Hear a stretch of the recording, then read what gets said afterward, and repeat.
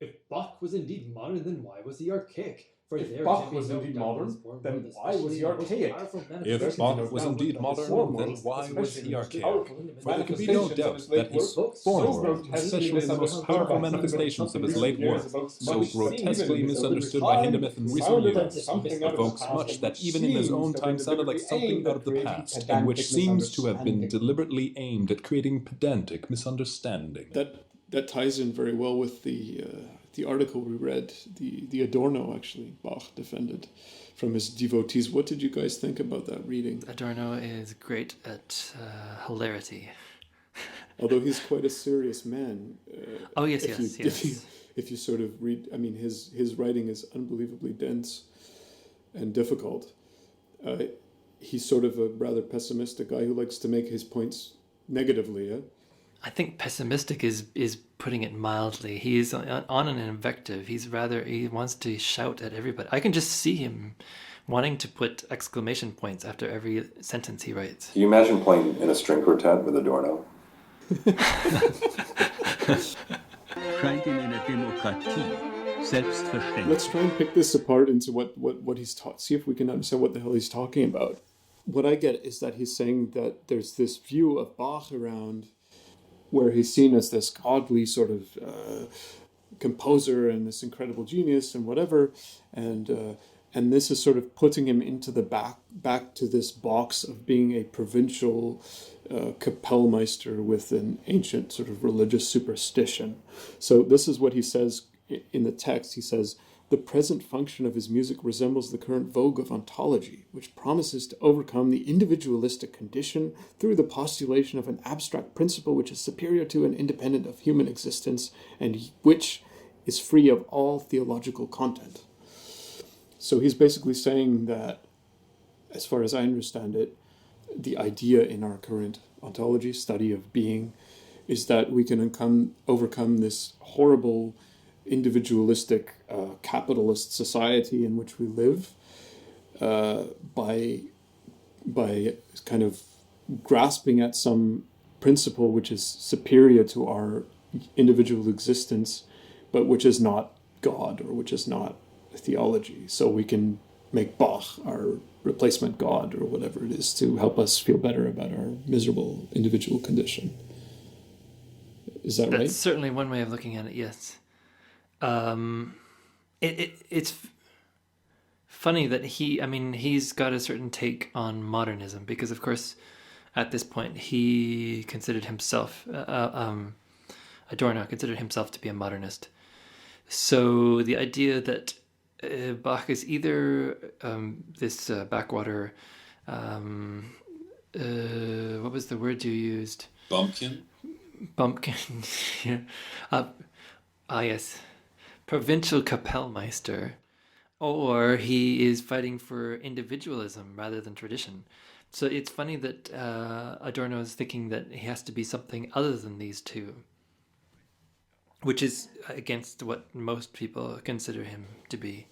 I guess if you read Butt, he kind of says that Bach is both of those things, let's say. Yes. Both traditional as well as individualistic, and that there's and kind of, emphasizing coherence.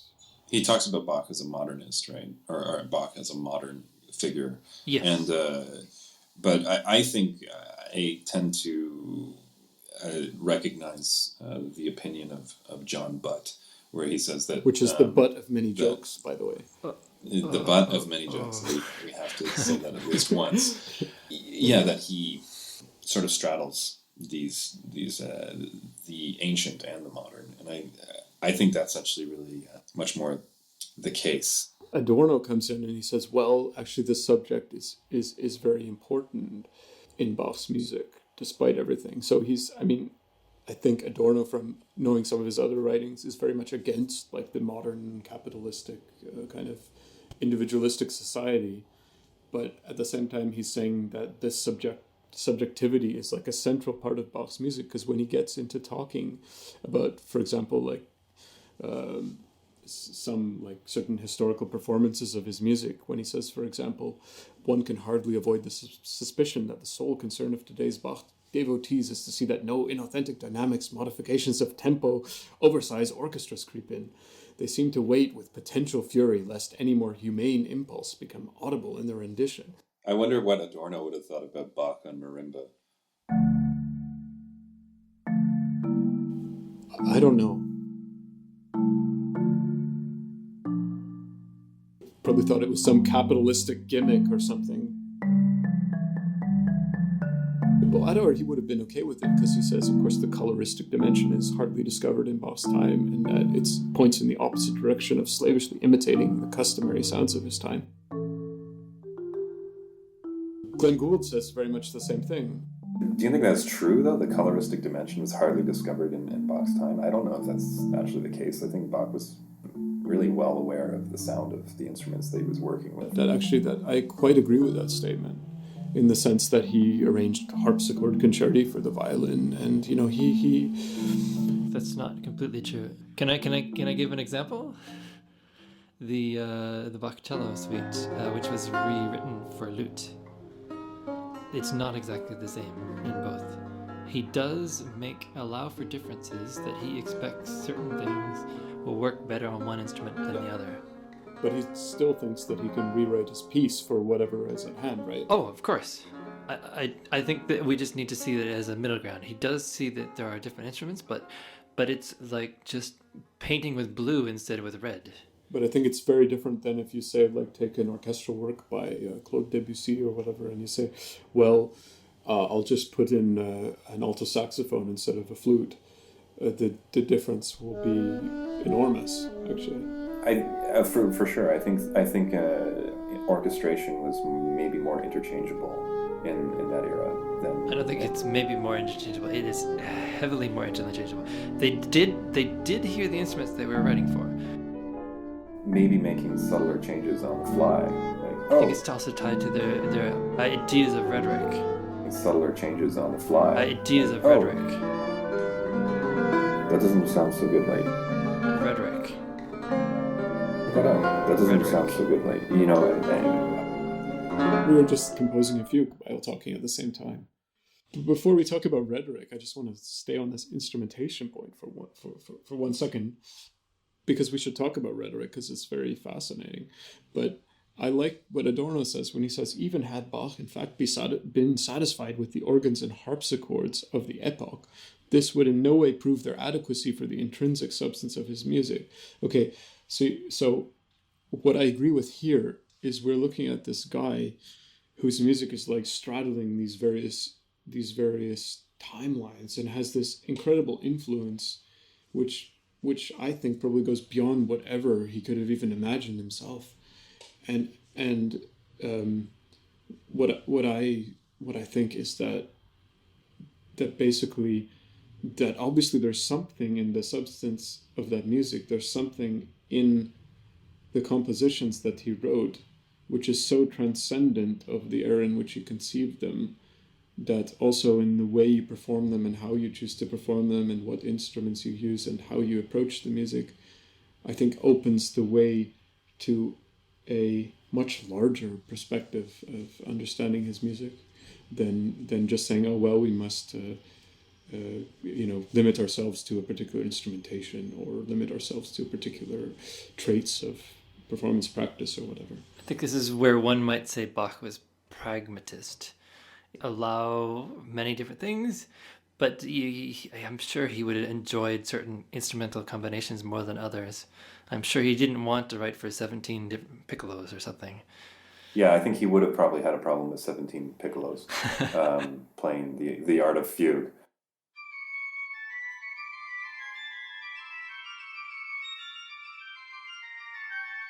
Because I think he did have tastes, right? And I think he had a certain. I mean, we don't even know what Bach would have thought of the piano as an instrument. Like maybe he would have thought it was obscene. Maybe he thought they did have pianos. He tried a piano actually when he was in Russia. Well, let's say a modern piano actually that could. Can I read Forkel's quote?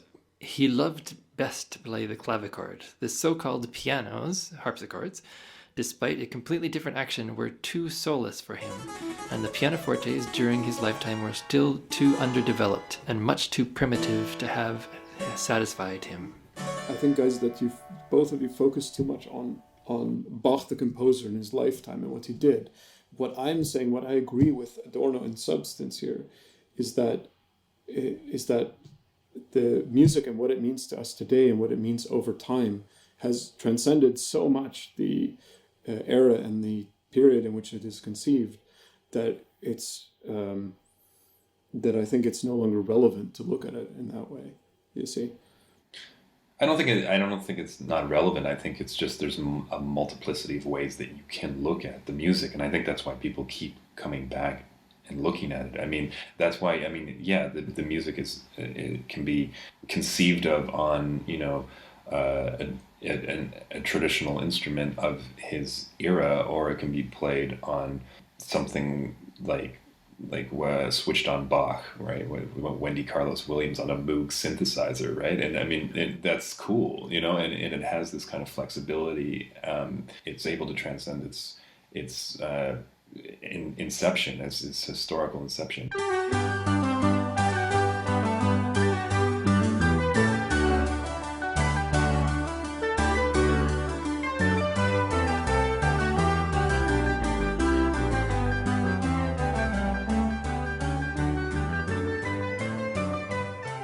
But his music seems more than many other composers to somehow transcended those boundaries. I mean, you see Bach in jazz, you see Bach on electric guitar, you see him everywhere. Yeah, I mean I think that's open to debate, because I think that's just kind of also sort of a cultural sort of situation, like where Bach has been kind of the focal point, and maybe it's. I don't know. I mean, I would like to hear like a jazz combo do Scarlatti. I think it could work, so it's just, he's just not as hip. Round about the year 1700, Scarlatti wrote some magnificent little sonatas. I'd like to play one for you now with a little bit of 1983 treatment added.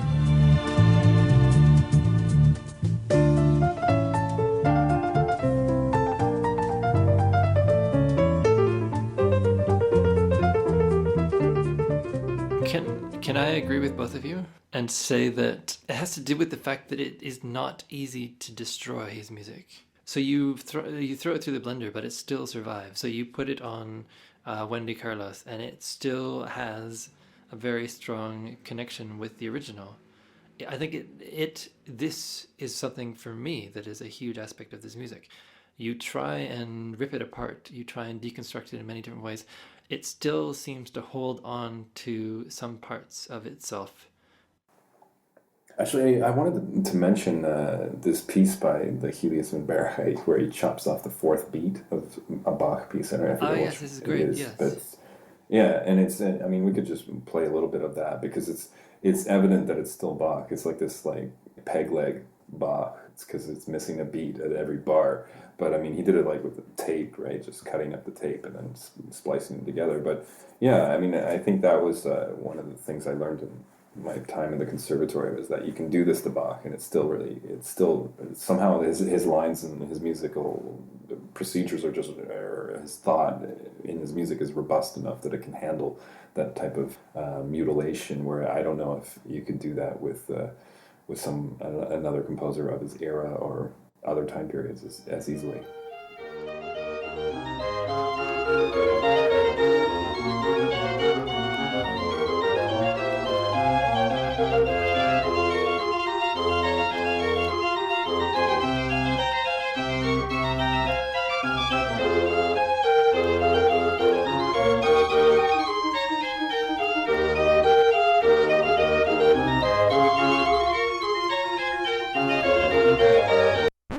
It's like when you talk to jazz musicians and they talk about the integral structure of Bach and how he develops these little motives into these incredible kind of lines, like as their goal when they're improvising in bebop. That's why Adorno says that his music is separated from the music of his age by an astronomical distance. I mean, this is Adorno's point of view. You can agree with it or not. But I mean, I share that point of view in the sense that I think that Bach is simply has leaps and bounds better than somebody like Telemann.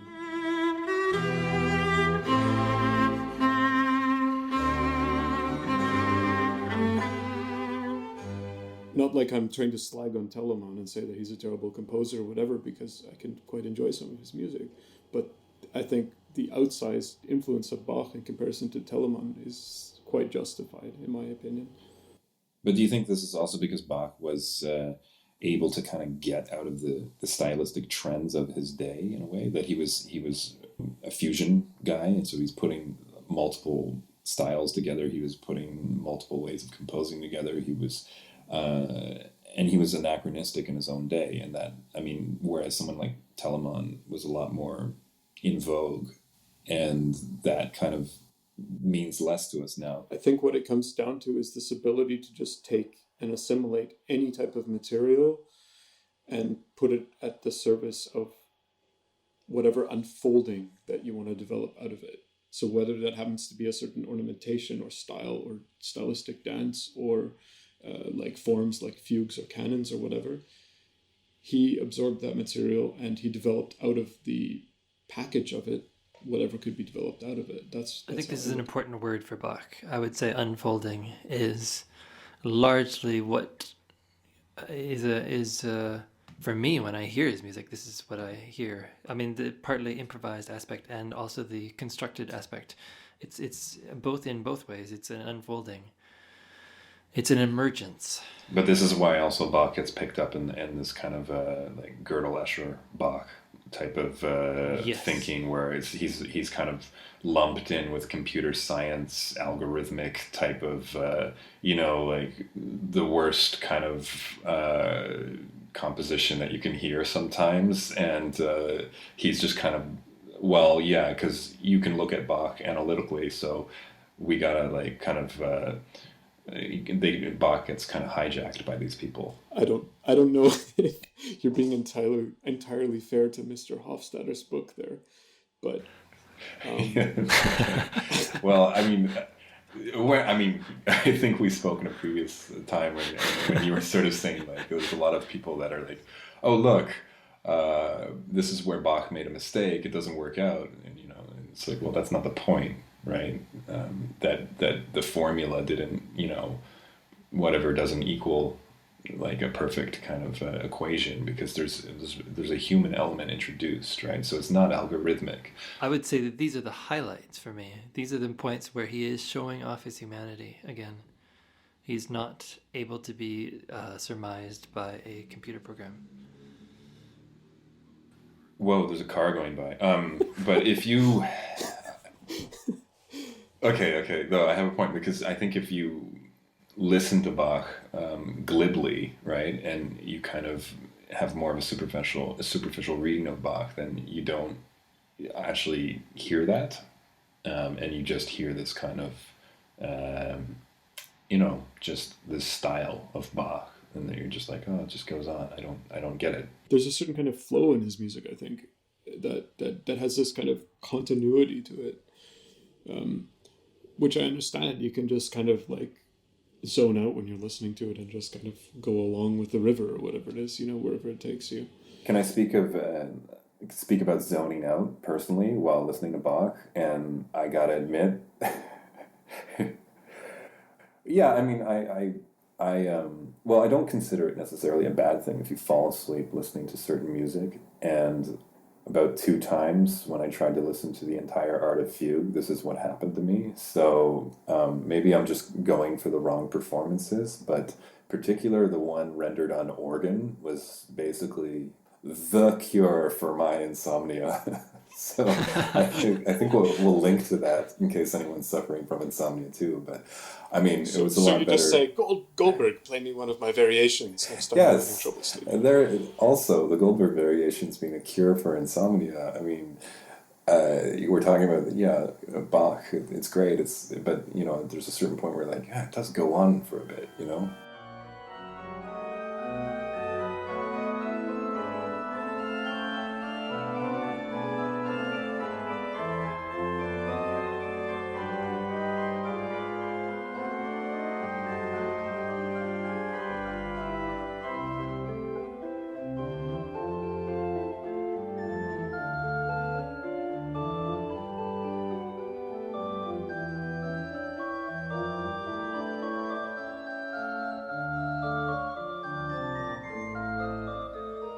Anyway, let's talk about rhetoric, and then let's talk about anti-Bach.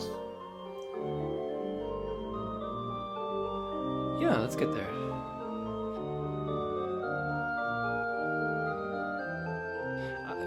We should also, I'm remembering now, Graham, but maybe this is your forte, because I didn't do it. We should also look at composers against Bach. And we also mentioned coffee, but we never went there.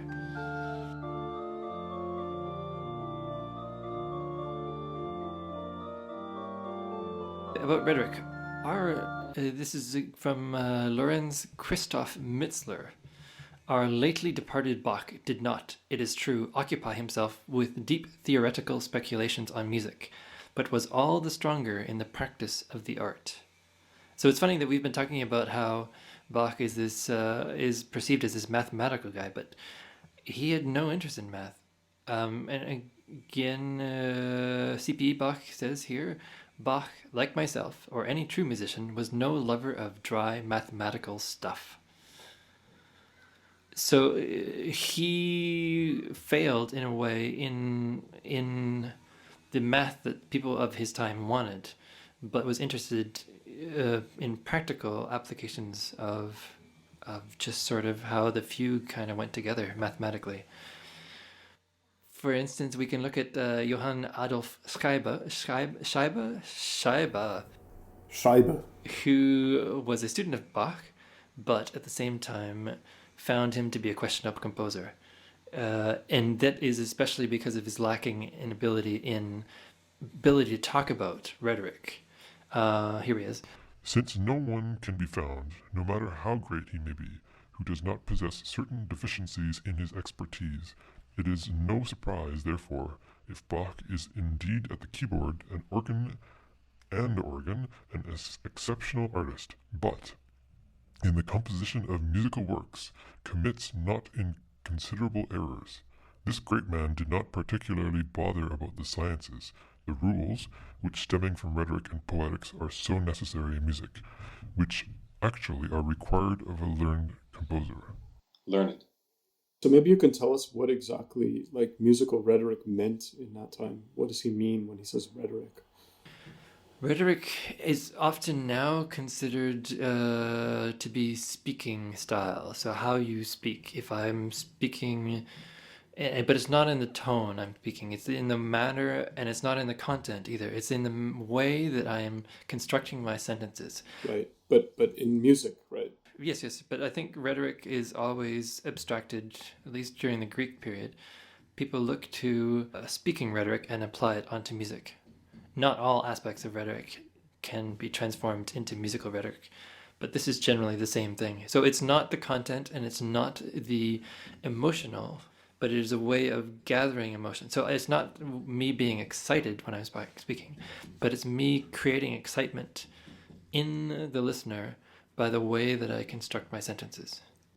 By the way that you do a certain accent or a certain rhythmic figure or exactly. Whatever it is. Yeah. Right. I love this quote, actually. This is fantastic for me because what it tells me is that a lot of people, when they approach Bach's music, have got it totally wrong as performers. And it drives me absolutely nuts because they go, oh, well, let's read some treatises on rhetoric and how to play Baroque music in the 18th century, right? But the truth of the matter is, look at the guy's own students and colleagues. They're saying, oh, this guy doesn't know anything about rhetoric. It shows that if you approach his music in that way, you're doing it absolutely upside down. And that the entire thing that makes his music so transcendent of all of that sort of little rules about how to do this and that is the fact that he simply built things out of motivic structures and with a particular integrity that he had no interest in doing these kind of little manipulations that everyone was so interested in the 18th century. But do you think that kind of gives you carte blanche to sort of to do whatever you want with Bach and to I mean, I guess it does in a way, but I'm just saying there's nothing wrong with sort of saying, well, how would Bach have done it himself, right? I think that's interesting too. That's just a different way of looking at it. Yeah, but I'm not even we're not even talking about how Bach had done it himself. I hear people routinely, colleagues in my field, who say, oh yes, but in this particular treatise by such and such person means that you must play in such a way with accents on this beat and whatever, right? And you just go and you say, well, actually, this is not what Bach's music is about. His music is about how this motive grows into that, or it's about, and I feel like there's an entire legion of musicians misguided in this way who are performing Bach on the basis of something which has nothing to do with his music. Well, I don't know if it's completely misguided, because I think it's just it's an interpretation, right? Because if you do it that way, if you take it that way, then you're just going to make a statement in that direction about it. I mean, we get these wildly contrasting performances of our pieces in question, the Goldberg variations, right? I haven't dug into the Art of Fugue as much, but that one's completely open, right, in terms of instrumentation. But the difference also, I find that we haven't even talked about because I think rhetoric is also tied up a bit with ornamentation to a degree as well. Yes. Yeah, Baroque rhetoric is, but I think the important thing to take away from this is that Scheibe was from the classical period. So it's possible that Bach was partaking practically just from natural use of rhetoric from the Baroque age, but he wasn't fitting with, this is part of the anachronistic aspect of himself. So he wasn't interested in rhetoric, but at the same time it probably found its way into his music somewhat. That's not to say that Emlyn isn't correct in what he's saying also. Well, what I'm saying is it's with Bach, the importance is not where the material comes from or whatever. It's to what use he puts the material. And I think that's what makes his music so great. I think what Emlyn's up against is encountering dogmatism. Absolutely. Yeah. Exactly. And I think that's negative in any interpretation or a realization of Bach, is that no, it has to be done this way. I mean, of course, quarter notes shouldn't be turned into whole notes or something like this. But there is the possibility of doing tempos much faster and much slower than people have ever perceived it. That I would say with Bach, it's not necessarily a bad performance if this is the case, but I mean, we have to be pragmatic about it. We have to say there are better and worse performances. Yeah, for sure. I think not every interpretation is equally valid, but at the same time, we should be willing to allow some flexibility, because I think it's the way it's written, and it's there's some freedom here. Well, I mean, you have to also be open to what allows the music to resonate with you and speak to you right now. Mm-hmm. Exactly. I think that's for me the most important thing about Bach's music, is that what we've been talking about this whole time, whether it comes down to modernity or pre-modernism or postmodernism or one condition or another, or the development of the history of music, this music has a particular appeal to us right now, and what we're kind of searching for is the reason for that, and the reason for that continued appeal, and where does that lie in, and whenever that appeal when that reveals itself in a performance of the piece, and you say, well, I can really attach myself to that aspect of that performance, then I could say, wow, well, that was a wonderful performance of Bach, I think this is said in the Adorno article, where he's sort of like, if an interpretation becomes sort of fixed, then the music's dead, right? So it has always kind of has to be constantly reinvented. Like any kind of tradition has to go through this reinvention continuously, or else it's just museum stuff, I think, but the one of the reasons for our multiple readings is to go back to the idea of Bach as a pivotal figure. You can both see him as a pre-modern and a modernist. There are aspects, if you want to highlight his modernist aspects, you can as a listener. And if you are more a listener who is interested in his pre-modern aspects, then either is I think a valid listening. And I suppose both are somehow going to be present in your experience of listening to his music, no matter what. Exactly. And I guess that makes us all Philistines. This is going back to the Adorno, where he, once again, he has, I think he's yelling at us, the listener. I mean, there's definitely been listening experiences where I felt like Philistine listening to Bach, because I'm just not paying enough attention. I shouldn't, I don't know, like sleeping during a church sermon or something, like, oh no, I shouldn't be doing this, this is really important, because I think Bach has that kind of mythical, godlike status. And then, but you just got to be like, well, okay, it just happened. The music was soothing and I just fell asleep, and that's it. And that doesn't make it bad music. That's why Adorno says Bach is turned into ideology, like what does he say? Something like a historical figure for organ festivals in Baroque towns or something. But, like that. I forgot my point.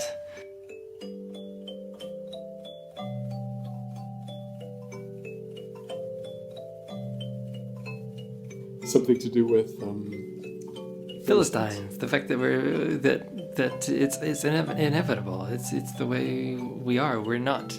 I think this is the problem with Adorno and his wanting us to reach this ideal state as a listener, which none of us can achieve.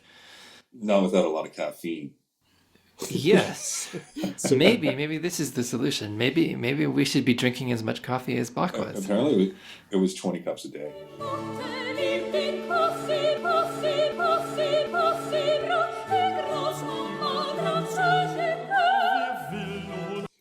But you know what you're saying, what it comes down to, I think, is that Adorno is so against like modern society and all its trappings and capitalism and individualism and so on, that that he doesn't kind of realize that we're all still part of that society, and that in a certain sense we don't really have that much of a choice, that we can't sort of step out of a certain vision that we have of Bach, that we've grown into as a society in which we're exposed to, and somehow listen to it in a totally different way. There's a kind of impossible ideal that's at work there, I think, in his text. Yes, we are, after all, I think the saying is, we are the summation of our experiences. Of course, we have genetic input as well, but I think one of the reasons we're continuing here to talk about Bach is also it is part of our experiences as musicians. There's a certain point where you have to play some Bach, right? And it becomes like it's pedagogical. It's just part of our learning and study, and so it is kind of like a cantus firmus in music education in a way too.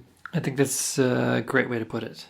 It is, and we should tell our listeners what cantus firmus means. Yeah, we should just play one right now. Sing one.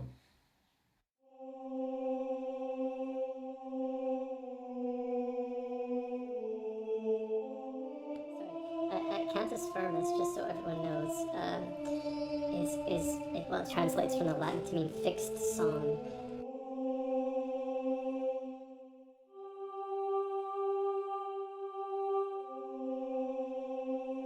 Pre-existing melody forming the basis of a polyphonic composition, so kind of a thing from the Middle Ages where they would have a particular religious text under a particular melody, and then you would use that as the basis to make your mass or your motets or your whatever you're making out of it. So we're saying Bach is the cantus firmus of our Western musical life.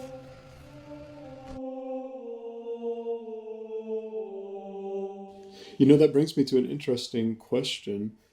There's this whole league of composers against Bach, or what was it? Yeah, well, there was actually apparently something set up on Facebook, Composers Against Bach, by a colleague of mine. And there are a few composers that are apparently in the anti-Bach camp. However, I don't think the Facebook site got a lot of followers. So, but yeah, I mean, it just seems like there's this kind of like element of musical heresy to say that you don't like Bach, right? But I think it's interesting that some composers feel like, yeah, I don't like Bach. I mean, maybe they share the opinion of Skybe. Scheibe.